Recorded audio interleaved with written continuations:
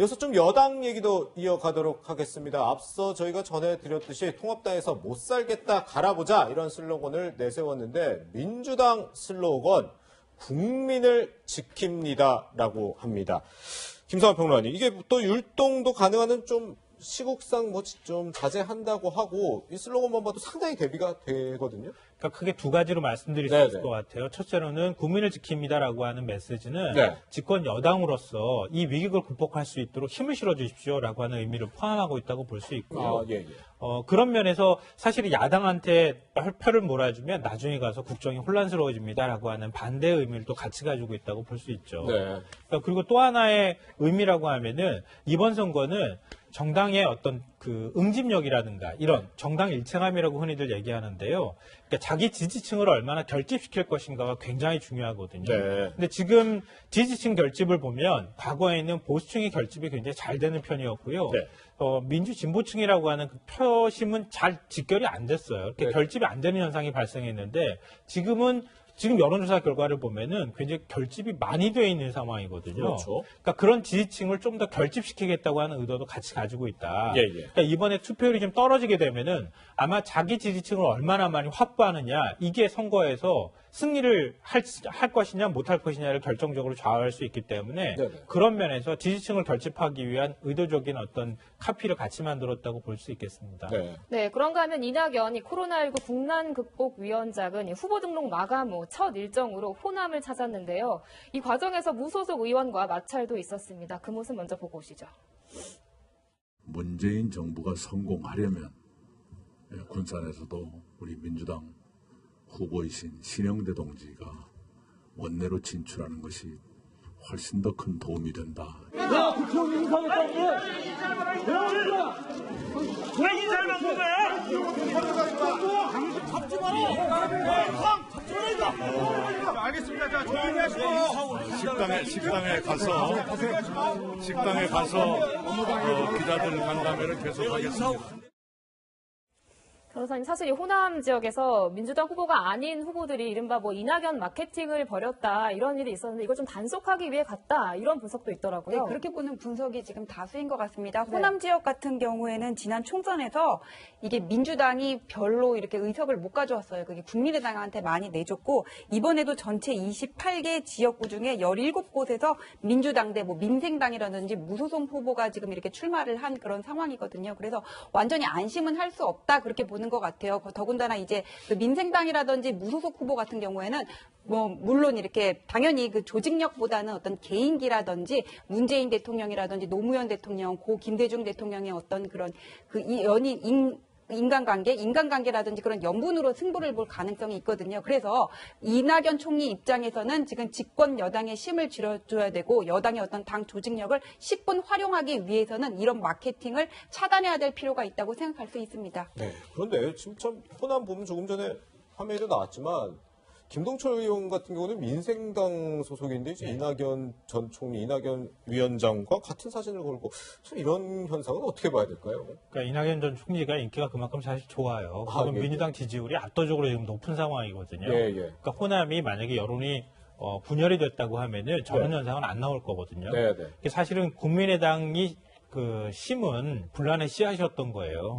그때부터 시작해서 국민의당이 지난 선거 때 28석 중에 23석을 가져갔잖아요. 호남에서요. 그다음에 호남이 굉장히 분열되는 모습들이 나타났는데 이번 선거를 통해서 사실은 좀 정리가 어느 정도 될 거예요. 근데 이미 뭐 서로 간에 다 분열이 돼 있는 상황이니까 지금 상황에서 후보들 간에는 지역 내 경쟁을 할 수밖에 없는 처지가 됐거든요. 근데 그런 상황에서 호남에서 신망이 높고 그렇다고 할 수 있는 이낙연 전 총리가 가서 선거운동을 하니까 후보들 입장에서 얼마나 부담스럽겠어요. 특히 무소속이라든가 특히 민주당 후보가 되고 싶었는데 되지 못하고 무소속으로 떨어져 나간 후보 같은 경우에는 굉장히 선거에 영향을 미칠 거라고 생각을 할 수 있겠죠. 그런 점에서 저렇게 좀 갈등이 나오는 것 같고요. 근데 이렇게 호남 지역은 좀 지역 내 경쟁이 굉장히 좀 치열한데 과거에 사실 영남 지역은 별로 치열하지 않았어요. 그러니까 이른바 보수당 깃발을 꽂으면 그냥 바로 당선이 된다는 얘기가 좀 있었거든요. 근데 지금 영남 지역도 역시 무소속이 많습니다. 이번에 공천에서 탈락한 후보들이 그만큼 많잖아요. 예, 예. 현역 의원들이 물갈이가 한 40% 이상 된 상황 아니겠습니까? 네. 그래서 무소속 출마한 의원들이 굉장히 많아요. 네. 그래서 나중에 뭐 다시 복당을 할 수 있을지는 모르겠지만 영남 지역에서도 지역 내 경쟁이 이번 선거에서는 굉장히 치열하게 벌어질 것이다. 네. 이거는 영남 양쪽이 다 마찬가지 상황이 아닐까 생각합니다. 네. 네, 민주당이 표 누수를 단속하는 곳도 있습니다. 바로 이 비례정당 표일 텐데요. 평론가님, 그러니까 더불어시민당과 열린민주당이 친문 정통성을 두고 좀 경쟁하는 모양새인 것 같아요. 네.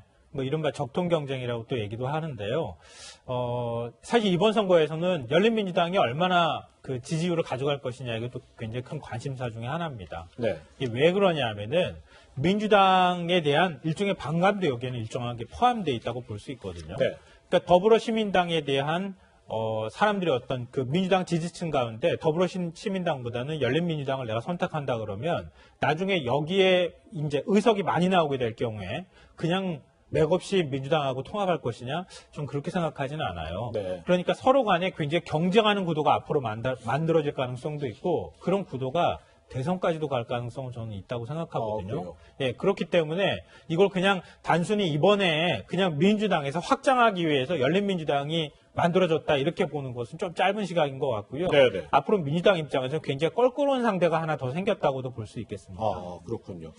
근데 뭐 적통 경쟁이라고 해야 될까요? 이게 또 하나 보여줬던 게 더불어시민당이 이제 노무현 전 대통령의 그 봉화마을 방문한 이틀 뒤에 또 열린민주당이 방문을 했는데 권양숙 여사 못 만났죠. 네, 결정적 차이가 그게 아닌가 또 싶기도 하더라고요. 그러니까 권양숙 여사가 정치인은 아니지만은 네. 여사님이 보여주셨던 어떤 그런 액션이라든지 만남 이런 워딩 자체는 분명히 정치적인 의미를 가질 수 있다고 봐요. 그런데 네. 더불어 시민당하고는 만났지만은 열린민주당은 그냥 그 사택에서 차만 마시고 돌아간 걸로 그냥 그렇게 기사가 나와 있었던 것 같아요. 네. 이걸로 보면은 분명히 권양숙 여사도 지금 민주당, 그러니까 사실 고 노무현 대통령이랑 가까웠던 분은 문재인 지금의 대통령이란 말이에요. 네, 그런데 네. 지금 더불어민주당에서는 열린민주당하고 어느 정도 거리를 두는 게 나중에 뭐 차후 대선을 생각해서 그랬던 어쨌든 거리를 두고 있는 거는 지금 맞잖아요. 그러니까 예. 권양숙 여사께서도 뭐 이렇게 함부로 열린민주당을 향해서 뭔가 이렇게 정치적인 메시지를 보여주는 게는 부담스러웠던 게 아닌가 생각합니다. 그렇군요. 김성훈 평론가님, 더불어시민당이 오늘 오전에 공식 입장을 밝혔는데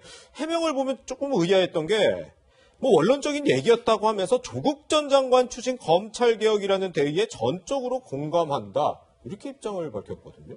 근데 이건 굉장히 아주 미묘한 차이일 수도 있겠는데요. 네. 그러니까 조국 전 장관이 보여줬던, 그러니까 네. 자녀 교육을 위해서 여러 가지 이제 뭐 이 인턴 증명서나 이런 것들 조작하는 일이 있었다고 보는 거 아닙니까? 예. 그런 면에 있어서 공정이라고 하는 화두가 부각됐을 때 예. 그런 게 공정이라고 하는 화두에는 맞지 않는다. 예. 이건 불공정한 것이다라고 생각하는 층도 있어요. 네네. 민주당 내부에서도 그렇게 얘기를 하는데 당시에 검찰개혁에 관한 부분들이 너무 이슈가 컸던 거예요. 네네. 그러니까 조국 전 장관이라고 하는 그 사람에 관한 부분하고 검찰개혁에 대해서 동의하는 부분 중에 네. 검찰개혁에 더 많이 동의하는 사람이 더 많았다는 거예요. 민주당 내부에서. 예. 그러니까 민주당 안에 있는 지지층 사이에서도 여러 가지 의견들이 엇갈린다는 거예요. 예. 근데 지금 이제 표면적으로 드러나는 것의 그 어떤 프레임이라고 하는 거는 열린민주당은 친조국, 지금 더불어시민당은 반조국 이런 이제 구도가 돼버린다는 거예요. 예. 근데 이렇게 될 경우에는 누가 더 불리하겠습니까?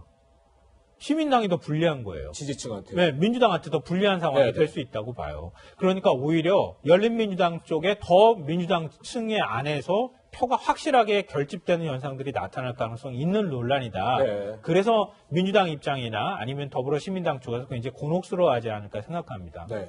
저는 이제 과거에 이제 신현영 후보의 발언은 의사로서의 발언이고 예. 검찰 개혁에는 공감한다 이 부분이 이제 정치인으로서의 발언이라고 생각을 해요. 네. 그러니까 저분이 의사로서 검찰 개혁에 대해서 얼마나 이제 구체적으로 깊은 이해를 하고 계신지는 모르겠는데, 예. 그러니까 일반적인 의사의 입장에서는 뭐 의사계 내에서 그런 불공정이 있는지는 모르겠는데 그거에는 당연히 이렇게 분개를 할 수가 있죠. 네. 그러니까 의사로서의 발언은 거기에 대해서는 분개하고 검찰 개혁이란 취지가 이런 거구나 했으면은 여기에 대해서는 공감할 수 있는 있는데 다만 당시에 더불어민주당 내에서 이 검찰 개혁과 어떤 이 조국 장관 검찰 수사와 어떤 보수 언론의 공격을 네. 연결시키는 게 당시에 어떤 여권의 분위기였고 함부로 이렇게 뭐 조국 장관에 대한 그런 얘기를 하기가 어려웠던 거잖아요. 예. 그러니까 정치인으로서 그것과 이거를 뭔가 이렇게 분리된 것처럼 얘기하기 위해서 지금 해명을 지금 하기는 했지만은 네. 저거를 연결시켰던 거는 지금 여권에서의 문제고, 그러니까 정치인으로서의 발언은 지금 나오는 발언이고 그냥 의사로서의 한 시민으로서의 발언은 개혁은 공감하지만은 조국 장관의 그런 특혜는 아니었다 이렇게 비판할 수 있는 문제라고 생각합니다. 구분해서. 네, 신현영 후보 이야기까지 해봤는데요. 이렇게 슬로건을 내걸고 본격적으로 선거전에 나선 각 당의 움직임 짚어봤습니다. 김성환 평론가는 여기서 인사드리겠습니다. 고맙습니다.